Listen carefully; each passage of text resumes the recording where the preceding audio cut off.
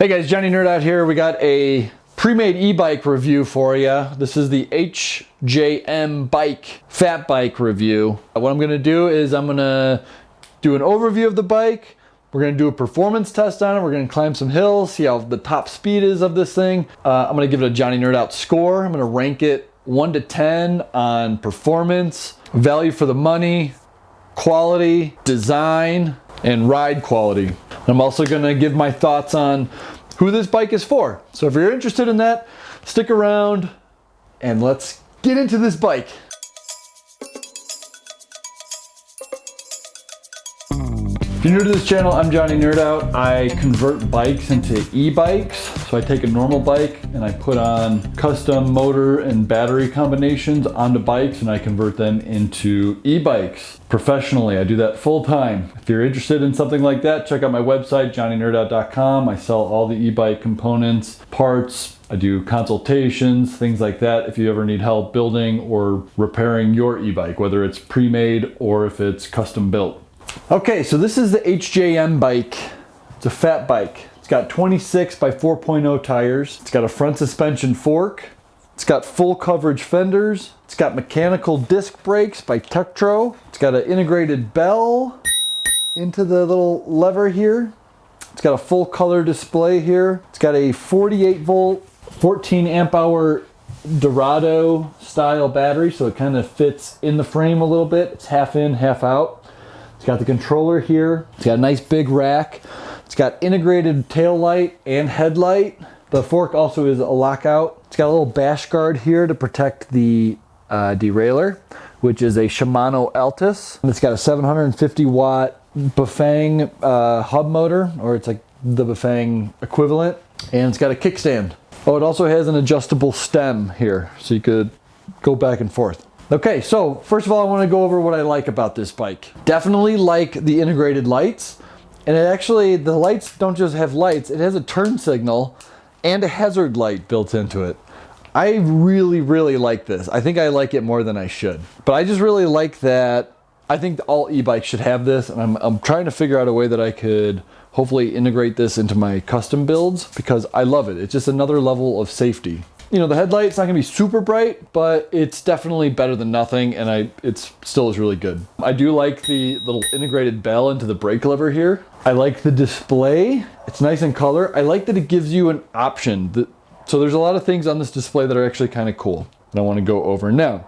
You could actually change the pedal assist levels on this. So you have 5 levels of pedal assist, but you could actually go through the menu and change the percentage. Like pedal assist 1 will have 10% or 15%. You could actually tweak it. It's not, you know, it's not as in-depth as the Bafang system, but this is really cool. So if you don't like the way that pedal assist 1 is behaving, or 2 or 3, you could come into the display and kind of change how much power each level is getting, which is really nice. I definitely like that. There are a lot of other features on here that you can't mess with that I wish you could. You could also set the current on here, so you could essentially set the power. It's to 22 amps, which is, you know, 1200 watts, something like that, over at a 48 volt battery. And you could make that lower. So if you're giving this bike to somebody who isn't super confident on a bike, you could set this lower, which is nice. The frame, this one's a big frame. So it fits me good. I'm 6 foot. But when I get on this, like it feels like a big bike. Not too big, obviously it doesn't feel like I'm scared or anything. And this stem is adjustable, which is nice. Ride feels pretty good. I like the way it feels with the big tires. You're gonna have trade-offs with having big fat tires like this. Handling gets affected, not for the better, but you can go over more terrain, so there's trade-offs. Definitely, I love this big rear rack. This is like an 18-inch rack. This is huge. This would be great for if you want to go fishing or something into some remote areas because the tires will get you there. I'd put some Tannis tire inserts in here so you're not going to get flats going through this terrain. But, you know, you could put some big bags on here. Obviously, you're not going to be hauling like heavy loads because, you know, this is a hub motor, so it's not really designed for hauling 300-pound loads. If you want to put a trailer on this, I wouldn't get this bike for that. But for if you're putting on, you know, a rack on this or bags on the rack, you could put all your fishing gear and things like that, camping gear. This would be a fine bike for that. It does have a front rack post here that you could add another front rack on, which is nice. Definitely like the front fenders and the rear fenders. They're solid. They're not going to go anywhere. They're not going to constantly need adjustments. 3 points of contact on the bike here for the front, and this one comes assembled on the rear, comes already on. So I definitely like that. You know, it's got a twist grip throttle here, which is personal preference. Okay, things that I don't like. There's not a whole lot that I don't like with this bike, honestly. I don't like, you know, having the controller mounted right there, but it is all black, so it does kind of fit in. The motor is a hub motor, but it does put out a decent amount of power. It's not going to give you the same amount of power that a mid-drive is going to give, but it's going to be probably good enough power for 90% of people. Unless you absolutely need the mid-drive power for climbing steep hills and things like that, which you'll see in the performance test how this does on the hill climb. Yeah, there's not a lot to dislike. Oh, the display, I wish you could do more stuff on it because they show you what you can do here, but you can't change all the parameters on here. But the display is nice. I just wish you could tweak it a little bit more. That would be awesome. Yeah, and for 1,600 bucks, I mean, it's a pretty decent bike. Okay, let's go do a Johnny Nerd Out performance test on this. And this is where I test hill climbing. I tried to do it with just throttle and top speed with just throttle. For this one, because it's a pedal assist and it's limited to, you know, it's electronically governed to certain speeds. What I do is I trick the motor into thinking that I'm pedaling, so I just lightly pedal it in the easiest gear on the highest pedal assist levels and see what it can do. All right, let's go check it out.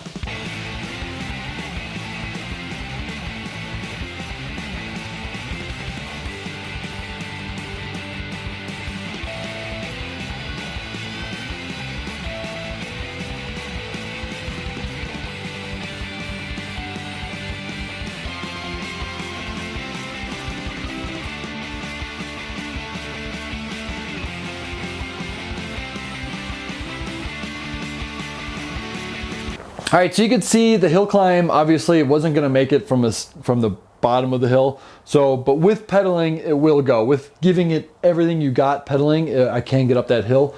If you wanna see how other bikes do it, check out like some of my custom e-bike builds to see how like my custom mid-drives perform on that. But yeah, top speed, you know, I think it's also limited to about 28 miles an hour. I bet you this thing probably could go about 30, 32. If it was totally unlocked, but there's no way to really do that unless you want to replace the controller. Okay, so now I'm gonna give it a score on performance, value for the money, component and initial quality, ride quality, and design. I'm gonna rate it from 1 to 10. Okay, performance, that's just like how powerful it is. It is pretty powerful. Obviously, it's not gonna get you up those super steep hills, but it definitely is. It's got a decent amount of gusto for, especially for a hub motor, and I feel like most people this would be enough power for. It's got a geared hub motor.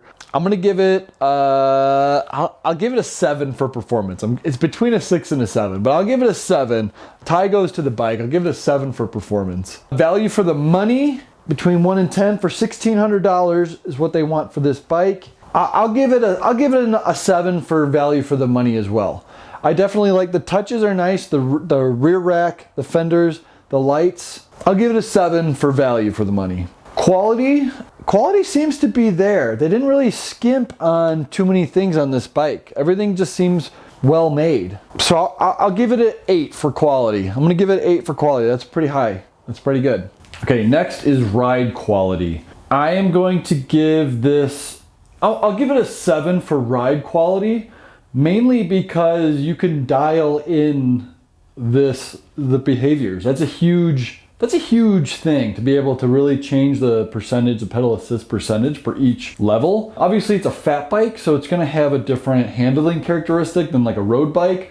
So it's gonna lose some for that, but I mean, as long as you know it's a fat bike, it's kind of hard to gauge ride quality and fun factor on a fat bike because it is gonna lose some. For a fat bike, as far as a fat bike goes, I think it's on par with other fat bikes. There's nothing that's gonna make this not be a good bike. And then design. I definitely like the rear rack. That's definitely a nice design feature. I think they did a decent job hiding the controller, but I think they definitely could have done a better job. You know, adding a future proof for the front rack is nice. There's nothing crazy original though about the bike, so it will lose a little bit of points there. I'll give it a 6 for design. Who this bike is for, I'd say this is for somebody who lives like near a river. For some reason, I picture somebody who's like a fisherman, who's got like their tackle box they want to put here. They want to put, you know, their fishing rods along the side or sticking up. They kind of go over they take like the river trail to get there. It's not going over super steep hills, but they do go over some rough roads here and there. I think this bike would be great for that. Or if you're just a casual rider, like a Sunday rider, you just want to go out, you know, ride with the kids for 5-10 miles maybe. This bike would be great for that. It is pretty comfortable and it is adjustable. However, for this one, I'm not 100% sure if this comes in different sizes or not. So check their website if it comes in different sizes, because I'm 6 foot and I would say this frame is probably good for somebody 5'9" at the lowest and up. It could probably fit someone 6'4". So this particular model is for bigger people, probably somebody who's like 300 pounds, or if you are a bigger person, this might be a good bike for you too, as long as you don't live near hills, because that hub motor will definitely limit you. Yeah, so if you're like a casual rider, you want to go out for just nice casual rides, or if you're somebody who slide off-road, carrying some stuff, nothing crazy heavy, but you got a lot of gear you want to bring, this is a good bike for you. 1,600 bucks. Check the link below if you're interested in this bike. I might have a coupon code for you. Might even save some more money. So check the description below if you're interested in this bike. Hopefully this helps somebody out. Thanks, guys.